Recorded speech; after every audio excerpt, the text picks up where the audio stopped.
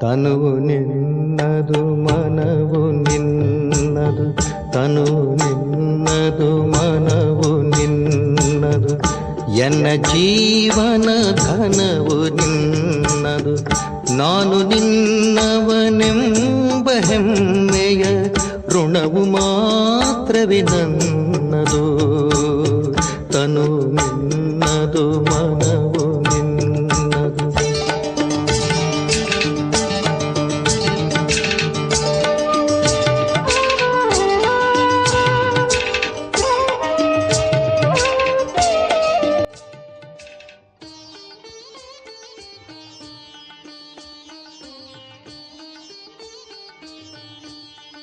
ಓಂ ಶಾಂತಿ. ದಿನಾಂಕ 3/3/2026 ಪ್ರಾತಃ ಮುರಳಿ. ಬಾಪ್ದಾದ ಮಧುಬನ. ಮಧುರ ಮಕ್ಕಳೇ, ನೀವು ರೂಪಬಸಂತರಾಗಿದ್ದೀರಿ. ನಿಮ್ಮ ಬಾಯಿಂದ ಸದಾ ಜ್ಞಾನರತ್ನಗಳೇ ಹೊರಬರಬೇಕು. ಯಾರೇ ಹೊಸಬರು ಬಂದರೆ ಅವರಿಗೆ ತಂದೆಯ ಪರಿಚಯ ಕೊಡಿ. ಶಿವ ಭಗವಾನು ವಾಚ: ಜ್ಞಾನ ಮತ್ತು ವಿಜ್ಞಾನ, ಇದಕ್ಕೆ ತಂದೆ ಮತ್ತು ಆಸ್ತಿ ಎಂದು ಹೇಳ್ತಾರೆ. ತಂದೆ ಮತ್ತು ಆಸ್ತಿಯ ಜ್ಞಾನವನ್ನು ಹೇಳ್ತಾರೆ. ದೆಹಲಿಯಲ್ಲಿ ವಿಜ್ಞಾನ ಭವನವಿದೆ, ಆದರೆ ಅವರು ಅರ್ಥವನ್ನು ತಿಳಿದುಕೊಂಡಿಲ್ಲ. ನೀವು ಮಕ್ಕಳು ತಿಳಿದುಕೊಂಡಿದ್ದೀರಿ. ಜ್ಞಾನ ಮತ್ತು ಯೋಗ. ಯೋಗದಿಂದ ನಾವು ಪವಿತ್ರರಾಗ್ತೇವೆ, ಜ್ಞಾನದಿಂದ ನಮ್ಮ ಶರೀರ ಪವಿತ್ರವಾಗ್ತದೆ. ನಾವು ಇಡೀ ಚಕ್ರವನ್ನು ಅರಿತುಕೊಳ್ಳುತ್ತೇವೆ. ಯೋಗದ ಯಾತ್ರೆಗಾಗಿ ಈ ಜ್ಞಾನ ಸಿಗ್ತದೆ. ಮತ್ಯಾರೂ ಯೋಗ ಮಾಡೋದಕ್ಕಾಗಿ ಜ್ಞಾನವನ್ನು ತಿಳಿಸೋದಿಲ್ಲ. ಅವರು ಸ್ಥೂಲ ವ್ಯಾಯಾಮಗಳನ್ನು ಕಲಿಸ್ತಾರೆ. ಇದು ಸೂಕ್ಷ್ಮ ಮತ್ತು ಮೂಲ ಮಾತಾಗಿದೆ. ಗೀತೆಯೂ ಸಹ ಅದರೊಂದಿಗೆ ಸಂಬಂಧವನ್ನಿಡ್ತದೆ. ತಂದೆ ತಿಳಿಸ್ತಾರೆ: ಹೇ ಮಕ್ಕಳೇ, ಹೇ ಮೂಲವತನದ ಪ್ರಯಾಣಿಕರೇ, ಪತಿತ ಪಾವನ ತಂದೆಯೇ ಸರ್ವರ ಸದ್ಗತಿದಾತನಾಗಿದ್ದಾರೆ. ಅವರೇ ಎಲ್ಲರಿಗೆ ಮನೆಗೆ ಹೋಗುವ ಮಾರ್ಗವನ್ನು ತಿಳಿಸ್ತಾರೆ. ನಿಮ್ಮ ಬಳಿ ತಿಳಿದುಕೊಳ್ಳೋದಕ್ಕಾಗಿ ಮನುಷ್ಯರು ಬರ್ತಾರೆ. ಯಾರ ಬಳಿ ಬರ್ತಾರೆ? ಪ್ರಜಾಪಿತ ಬ್ರಹ್ಮಕುಮಾರ ಕುಮಾರಿಯರ ಬಳಿ ಬರ್ತಾರೆ. ಅಂದಾಗ ನೀವು ಅವರೊಂದಿಗೆ ಕೇಳಿ, ನೀವು ಯಾರ ಬಳಿ ಬಂದಿದ್ದೀರಿ? ಮನುಷ್ಯರು ಸಾಧು ಸಂತ ಮಹಾತ್ಮರ ಬಳಿ ಬರ್ತಾರೆ. ಇಂತಹ ಮಹಾತ್ಮರು ಎಂದು ಅವರು ಹೆಸರೂ ಇರ್ತದೆ. ಇಲ್ಲಂತೂ ಹೆಸರೇ ಆಗಿದೆ ಪ್ರಜಾಪಿತ ಬ್ರಹ್ಮಕುಮಾರ ಕುಮಾರಿಯರು. ಬಿಕೆಗಳಂತೂ ಅನೇಕರಿದ್ದಾರೆ. ಆದ್ದರಿಂದ ನೀವು ಕೇಳಿ, ಯಾರ ಬಳಿ ಬಂದಿದ್ದೀರಿ? ಪ್ರಜಾಪಿತ ಬ್ರಹ್ಮರವರೊಂದಿಗೆ ನಿಮ್ಮ ಸಂಬಂಧವೇನು? ಅವರು ಎಲ್ಲರ ತಂದೆಯಾದರಲ್ಲವೇ? ನಿಮ್ಮ ಮಹಾತ್ಮರ ಗುರೂಜಿಯ ದರ್ಶನ ಮಾಡಬೇಕೆಂದು ಕೆಲವರು ಹೇಳ್ತಾರೆ. ಆಗ ಹೇಳಿ, ನೀವು ಗುರುಗಳೆಂದು ಹೇಗೆ ಹೇಳ್ತೀರಿ? ಪ್ರಜಾಪಿತ ಬ್ರಹ್ಮಕುಮಾರಿಯರೆಂದು ಹೆಸರನ್ನಿಡಲಾಗಿದೆ ಅಂದ ಮೇಲೆ ಅವರು ತಂದೆಯಾದರಲ್ಲವೇ? ಗುರುಗಳಲ್ಲ. ಪ್ರಜಾಪಿತ ಬ್ರಹ್ಮಕುಮಾರ ಕುಮಾರಿ ಎಂದರೆ ಇವರಿಗೆ ಯಾರೋ ತಂದೆ ಇದ್ದಾರೆ. ಅವರು ನಿಮಗೂ ತಂದೆಯಾದರು. ಆದ್ದರಿಂದ ನಾವು ಬಿಕೆಗಳ ತಂದೆಯೊಂದಿಗೆ ಮಿಲನ ಮಾಡಲು ಬಯಸುತ್ತೇವೆಂದು ಹೇಳಿರಿ ಎಂದು ಅವರಿಗೆ ತಿಳಿಸಬೇಕು. ಪ್ರಜಾಪಿತನ ಹೆಸರನ್ನು ಎಂದಾದರೂ ಕೇಳಿದ್ದೀರಾ? ಇಷ್ಟೊಂದು ಮಂದಿ ಮಕ್ಕಳಿದ್ದಾರೆ. ತಂದೆಯ ಬಗ್ಗೆ ಅರ್ಥವಾದಾಗಲೇ ಇವರು ಬೇಹದ್ದಿನ ತಂದೆಯಾಗಿದ್ದಾರೆ. ಪ್ರಜಾಪಿತ ಬ್ರಹ್ಮನಿಗೂ ಅವಶ್ಯವಾಗಿ ಯಾರೋ ತಂದೆ ಇರುವರು ಎಂಬುದು ಅರ್ಥವಾಗ್ತದೆ. ಆದ್ದರಿಂದ ಯಾರೇ ಬರಲಿ ಅವರನ್ನು ಕೇಳಿ, ತಾವು ಯಾರ ಬಳಿ ಬಂದಿದ್ದೀರಿ? ಬೋರ್ಡಿನ ಮೇಲೆ ಏನು ಬರೆಯಲ್ಪಟ್ಟಿದೆ? ಇಷ್ಟೊಂದು ಸೇವಾ ಕೇಂದ್ರಗಳಿವೆ, ಇಷ್ಟೊಂದು ಮಂದಿ ಬ್ರಹ್ಮಕುಮಾರ ಕುಮಾರಿಯರಿದ್ದಾರೆ ಅಂದ ಮೇಲೆ ಅವಶ್ಯವಾಗಿ ಅವರಿಗೆ ತಂದೆ ಇರುವರು. ಗುರುಗಳಾಗಲು ಸಾಧ್ಯವಿಲ್ಲ. ಮೊದಲು ಇದು ಬುದ್ಧಿಯಿಂದ ಹೊರಬರಲಿ. ಆಗ ಇದು ಮನೆಯಾಗಿದೆ, ನಾನು ಪರಿವಾರದಲ್ಲಿ ಬಂದಿದ್ದೇನೆ ಎಂಬುದು ಅವರಿಗೆ ಅರ್ಥವಾಗುವುದು. ನಾವು ಪ್ರಜಾಪಿತ ಬ್ರಹ್ಮನ ಸಂತಾನರಾಗಿದ್ದೇವೆ ಅಂದಾಗ ಅವಶ್ಯವಾಗಿ ನೀವೂ ಆಗಿರುವಿರಿ. ಒಳ್ಳೆಯದು. ಬ್ರಹ್ಮ ಯಾರ ಮಗನಾಗಿದ್ದಾರೆ? ಬ್ರಹ್ಮ ವಿಷ್ಣು ಶಂಕರನಿಗೂ ರಚಯಿತ ಪರಮಪಿತ ಪರಮಾತ್ಮ ಶಿವನಾಗಿದ್ದಾರೆ. ಅವರು ಬಿಂದುವಾಗಿದ್ದಾರೆ. ಅವರ ಹೆಸರಾಗಿದೆ ಶಿವ. ಅವರು ನಮ್ಮ ತಾತನಾಗಿದ್ದಾರೆ. ನೀವಾತ್ಮರೂ ಅವರ ಸಂತಾನರಾಗಿದ್ದೀರಿ. ಬ್ರಹ್ಮನಿಗೆ ನೀವೆಲ್ಲರೂ ಸಂತಾನರಾಗಿದ್ದೀರಿ ಎಂದ ಮೇಲೆ ನಾವು ಬಾಪ್ದಾದರವರೊಂದಿಗೆ ಮಿಲನ ಮಾಡಲು ಬಯಸುತ್ತೇವೆಂದು ನೀವು ಈ ರೀತಿ ಹೇಳಿ. ಅವರಿಗೆ ತಿಳಿಸಬೇಕಾದರೆ ಅವರ ಬುದ್ಧಿ ತಂದೆಯ ಕಡೆ ಹೊರಟು ಹೋಗುವಂತೆ ತಿಳಿಸಬೇಕು. ನಾನು ಯಾರ ಬಳಿ ಬಂದಿದ್ದೇನೆ ಎಂಬುದು ಅವರಿಗೆ ಅರ್ಥವಾಗಲಿ. ಪ್ರಜಾಪಿತ ಬ್ರಹ್ಮ ನಮ್ಮ ತಂದೆಯಾಗಿದ್ದಾರೆ. ಶಿವ ತಂದೆ ಎಲ್ಲ ಆತ್ಮರ ತಂದೆಯಾಗಿದ್ದಾರೆ ಅಂದ ಮೇಲೆ ಮೊದಲು ನಾವು ಯಾರ ಬಳಿ ಬಂದಿದ್ದೇವೆಂಬುದನ್ನು ತಿಳಿದುಕೊಳ್ಳಿ. ಹೀಗೆ ಯುಕ್ತಿಯಿಂದ ತಿಳಿಸಬೇಕು. ಆದ್ದರಿಂದ ಇವರು ಶಿವ ತಂದೆಯ ಸಂತಾನರಾಗಿದ್ದಾರೆ, ಇದೊಂದು ಪರಿವಾರವಾಗಿದೆ ಎಂದು ಅವರಿಗೆ ಅರ್ಥವಾಗಲಿ. ಅವರಿಗೆ ತಂದೆ ಮತ್ತು ದಾದಾರವರ ಪರಿಚಯವಾಗಲಿ. ಸರ್ವರ ಸದ್ಗತಿದಾತ ನಿರಾಕಾರ ತಂದೆಯಾಗಿದ್ದಾರೆ. ಅವರು ಪ್ರಜಾಪಿತ ಬ್ರಹ್ಮರವರ ಮೂಲಕ ಸರ್ವರ ಸದ್ಗತಿ ಮಾಡ್ತಾರೆ. ಅವರನ್ನೇ ಎಲ್ಲರೂ ಕರೆಯುತ್ತಾರೆಂಬುದನ್ನು ನೀವು ತಿಳಿಸಿಕೊಡಿ. ನೋಡುತ್ತಾರಲ್ಲವೇ, ಎಷ್ಟೊಂದು ಮಂದಿ ಮಕ್ಕಳು ಬಂದು ತಂದೆಯಿಂದ ಆಸ್ತಿ ತೆಗೆದುಕೊಳ್ಳುತ್ತಾರೆ. ಮೊದಲು ಅವರಿಗೆ ತಂದೆಯ ಪರಿಚಯ ಸಿಗಲಿ. ಆಗ ನಾವು ಬಾಪ್ದಾದರವರೊಂದಿಗೆ ಮಿಲನ ಮಾಡಲು ಬಂದಿದ್ದೇವೆಂದು ಅರ್ಥವಾಗುವುದು. ಆದ್ದರಿಂದ ಹೇಳಿ, ನಾವು ಇವರಿಗೆ ಬಾಪ್ದಾದ ಎಂದು ಹೇಳ್ತೇವೆ. ಜ್ಞಾನಪೂರ್ಣ ಪತಿತ ಪಾವನ ಈ ಶಿವ ತಂದೆಯಾಗಿದ್ದಾರೆ. ಭಗವಂತ ಸರ್ವರ ಸದ್ಗತಿದಾತ ನಿರಾಕಾರನಾಗಿದ್ದಾರೆ. ಅವರು ಜ್ಞಾನಸಾಗರನಾಗಿದ್ದಾರೆ. ಬ್ರಹ್ಮರವರ ಮೂಲಕ ಬೇಹದ್ದಿನ ಆಸ್ತಿ ತೆಗೆದುಕೊಳ್ಳುತ್ತಿದ್ದಾರೆ. ಆದ್ದರಿಂದ ಇದರಿಂದ ಈ ಬ್ರಹ್ಮಕುಮಾರ ಕುಮಾರಿಯರು ಶಿವ ತಂದೆಯ ಸಂತಾನರಾಗಿದ್ದಾರೆ. ಅವರೇ ಎಲ್ಲರ ತಂದೆಯಾಗಿದ್ದಾರೆ ಎಂಬುದನ್ನು ಅವರು ತಿಳಿದುಕೊಳ್ಳುವರು.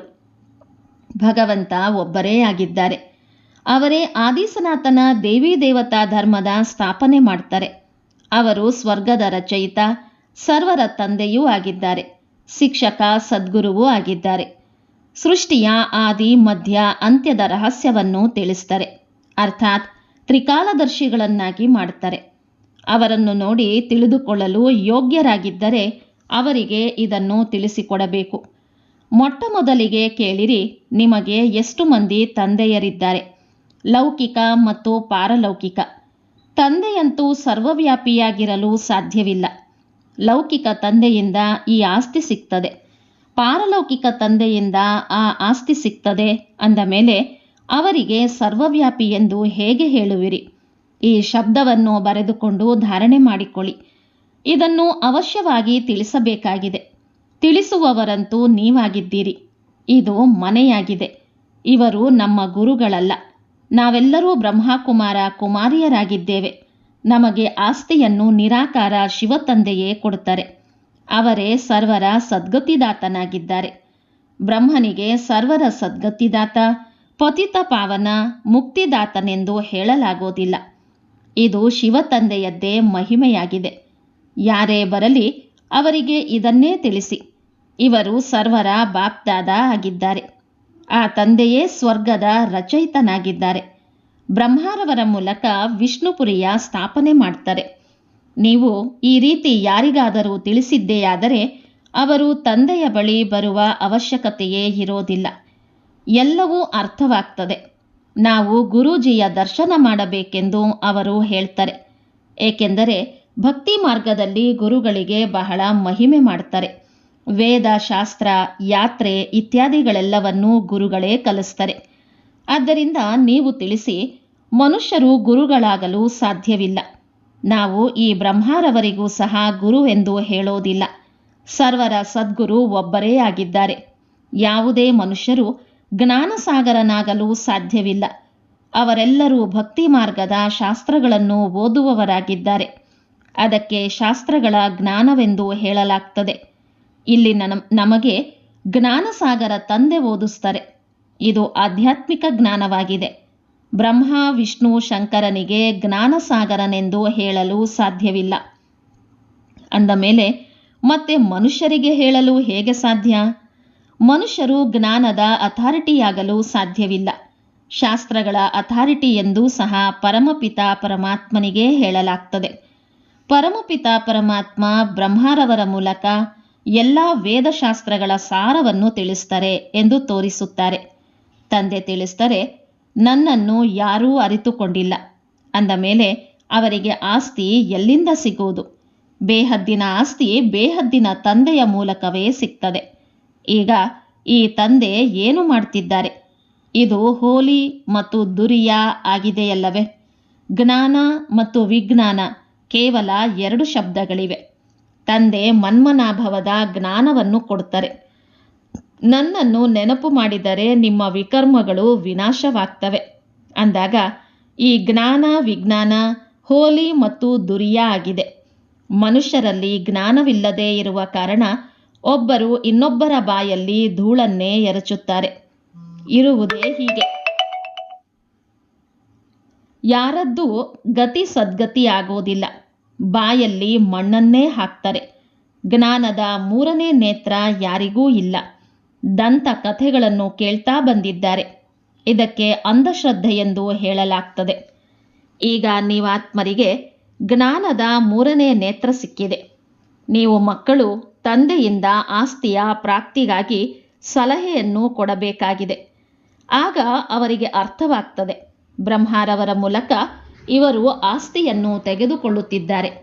ಅದು ಮತ್ಯಾರ ಮೂಲಕವೂ ಸಿಗಲು ಸಾಧ್ಯವಿಲ್ಲ. ಎಲ್ಲ ಸೇವಾ ಕೇಂದ್ರಗಳಲ್ಲಿ ಪ್ರಜಾಪಿತ ಬ್ರಹ್ಮಕುಮಾರ ಕುಮಾರಿಯರೆಂದು ಹೆಸರನ್ನು ಬರೆಯಲಾಗಿದೆ. ಒಂದು ವೇಳೆ ಗೀತಾ ಪಾಠಶಾಲೆ ಎಂದು ಬರೆದರೆ ಅದು ಸಾಮಾನ್ಯ ಮಾತಾಗ್ತದೆ. ಈಗ ನೀವು ಸಹ BK ಎಂದು ಬರೆದಾಗಲೇ ತಂದೆಯ ಪರಿಚಯ ಕೊಡಲು ಸಾಧ್ಯ. ಮನುಷ್ಯರು BK ಹೆಸರನ್ನು ಕೇಳಿ ಹೆದರುತ್ತಾರೆ. ಆದ್ದರಿಂದ ಗೀತಾ ಪಾಠಶಾಲೆ ಎಂದು ಹೆಸರನ್ನು ಬರೀತಾರೆ. ಆದರೆ ಇದರಲ್ಲಿ ಯಾವುದೇ ಹೆದರುವ ಮಾತಿಲ್ಲ. ತಿಳಿಸಿಕೊಡಿ, ಇದು ಮನೆಯಾಗಿದೆ.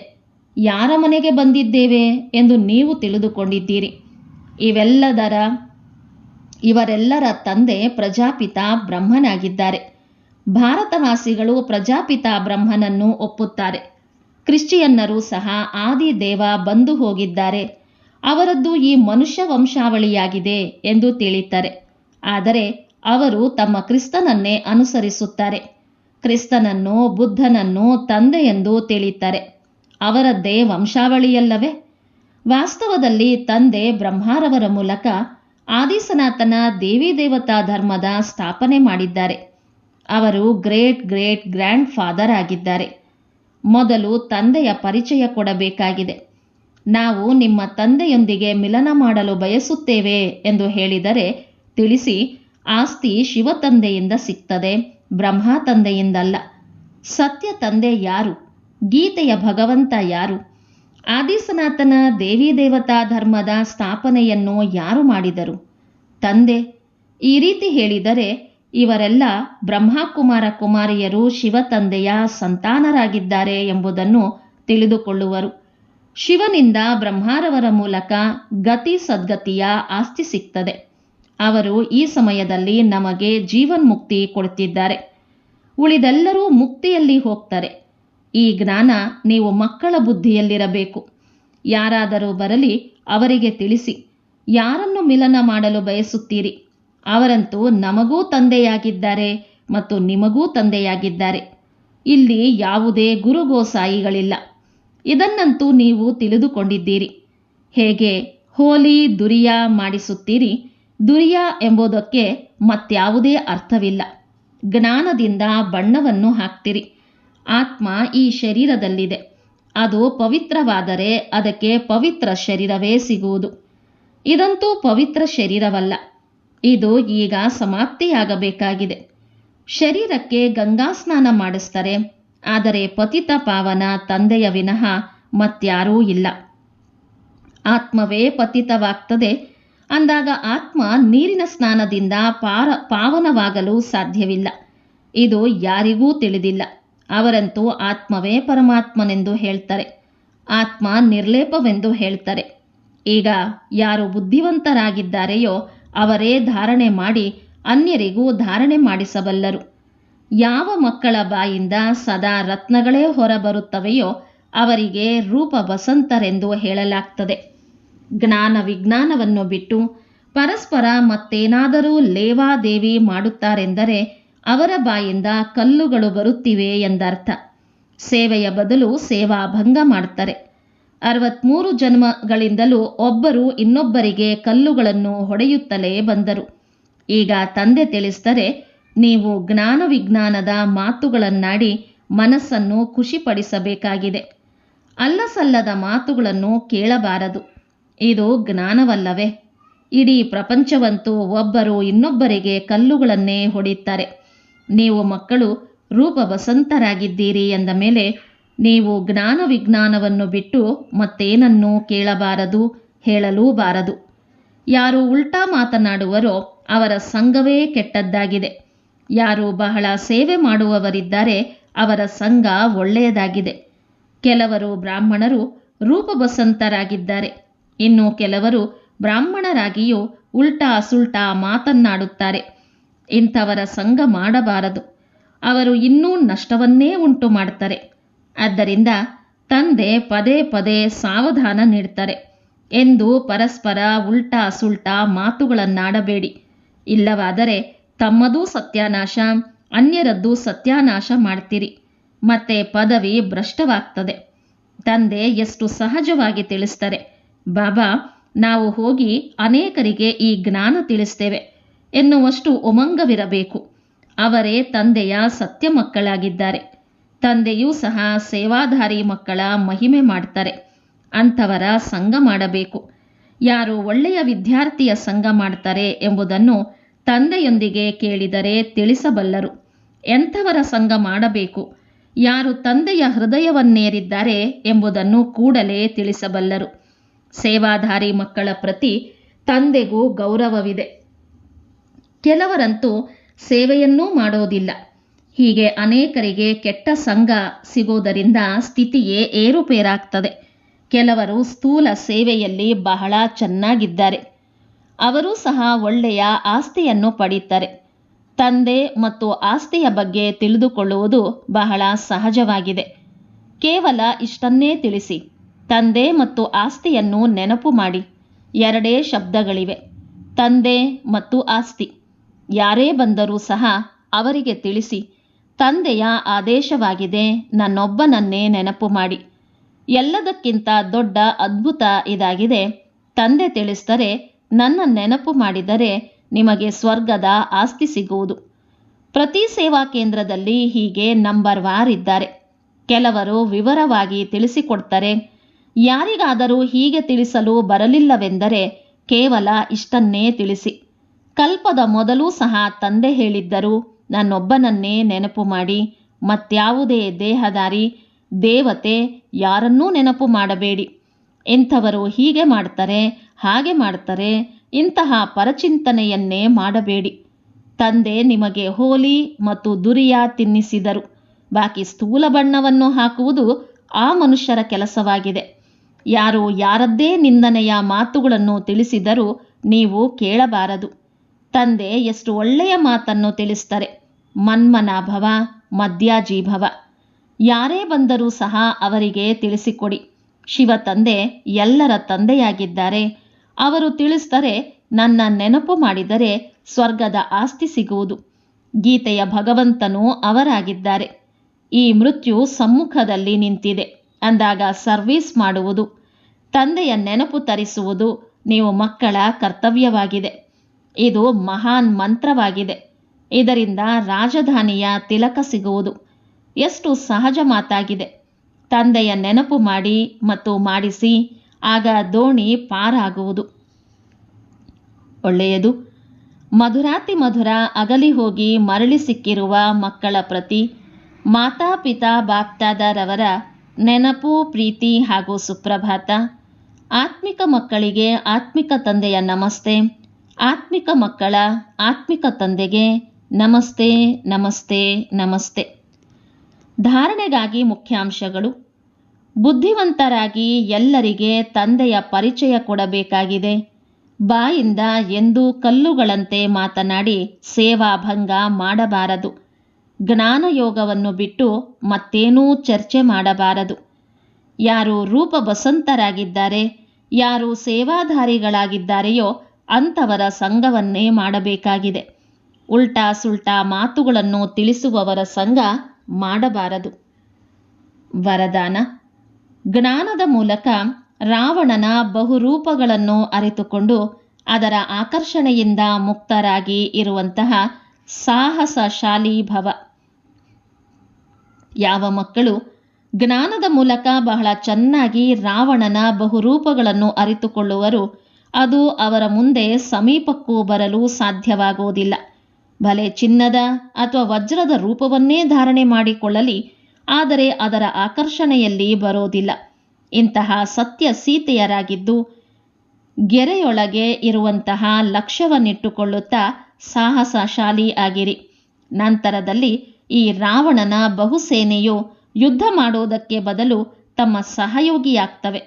ಪ್ರಕೃತಿಯ ಪಂಚತತ್ವಗಳು ಹಾಗೂ ಪಂಚವಿಕಾರಗಳು ವರ್ಗಾವಣೆಯಾಗಿ ತಮ್ಮ ಸೇವೆಗಾಗಿ ಬರ್ತವೆ. ಸುವಾಕ್ಯ: ಸೇವೆಗಳಲ್ಲಿ ಸಫಲತೆಯ ಪ್ರಾಪ್ತಿ ಮಾಡಿಕೊಳ್ಳಬೇಕು ಎಂದರೆ ನಿರ್ಮಾಣ ಚಿತ್ತ ಆಗಿರುವ ವಿಶೇಷತೆಯನ್ನು ಧಾರಣೆ ಮಾಡಿಕೊಳ್ಳಿರಿ. ಅವ್ಯಕ್ತ ಸೂಚನೆ: ನಿಶ್ಚಯದ ಫೌಂಡೇಶನ್ ಬಲಗೊಳಿಸಿ ಸದಾ ನಿರ್ಭಯ ಮತ್ತು ನಿಶ್ಚಿಂತರಾಗಿರಿ. ವಿಜಯಿ ಆಗುವುದರ ಫೌಂಡೇಶನ್ ಆಗಿದೆ ನಿಶ್ಚಯ. ಒಂದು ವೇಳೆ ಫೌಂಡೇಶನ್ ಪಕ್ಕಾ ಇದ್ದರೆ ಕಟ್ಟಡ ಅಲುಗಾಡೋದಿಲ್ಲ, ನಿಶ್ಚಿಂತರಾಗಿರ್ತಾರೆ. ಒಂದು ವೇಳೆ ಫೌಂಡೇಶನ್ ಪಕ್ಕಾ ಇಲ್ಲದಿದ್ದರೆ ಸ್ವಲ್ಪ ಬಿರುಗಾಳಿ ಬಂದರೂ, ಸ್ವಲ್ಪ ಭೂಮಿ ಅಲುಗಾಡಿದರೂ ಭಯವಾಗ್ತದೆ. ನಮ್ಮ ಕಟ್ಟಡವು ಕುಸಿಯೋದಿಲ್ಲ ತಾನೆ, ಬಿರುಕು ಬೀಳುವುದಿಲ್ಲವೇ? ಆದರೆ ನಿಶ್ಚಯದ ಫೌಂಡೇಶನ್ ಪಕ್ಕಾ ಇದ್ದರೆ ನಿರ್ಭಯ ಹಾಗೂ ನಿಶ್ಚಿಂತರಾಗಿರ್ತಾರೆ. ಇಂದಿನ ಮುರಳಿಯ ಪ್ರಶ್ನೋತ್ತರ: ತಮ್ಮ ಸ್ಥಿತಿಯನ್ನು ಏಕರಸ ಮಾಡಿಕೊಳ್ಳುವ ಸಾಧನ ಯಾವುದಾಗಿದೆ? ಸಂಘದ ಸಂಭಾಳನೆ ಮಾಡಿ, ಆಗ ಸ್ಥಿತಿ ಏಕರಸವಾಗ್ತಾ ಹೋಗುವುದು. ಸದಾ ಒಳ್ಳೆಯ ಸೇವಾಧಾರಿ ವಿದ್ಯಾರ್ಥಿಯ ಸಂಘವನ್ನೇ ಮಾಡಬೇಕು. ಒಂದು ವೇಳೆ ಯಾರಾದರೂ ಜ್ಞಾನ ಮತ್ತು ಯೋಗದ ಮಾತುಗಳನ್ನು ಬಿಟ್ಟು ಉಲ್ಟಾ ಮಾತುಗಳನ್ನು ಮಾತನಾಡ್ತಾರೆ, ಬಾಯಿಂದ ರತ್ನಗಳ ಬದಲು ಕಲ್ಲುಗಳು ಹೊರಬರ್ತವೆ ಎಂದರೆ ಅವರ ಸಂಘದಿಂದ ಸದಾ ಸಾವಧಾನವಾಗಿರಬೇಕು. ಒಳ್ಳೆಯದು. ಓಂ ಶಾಂತಿ.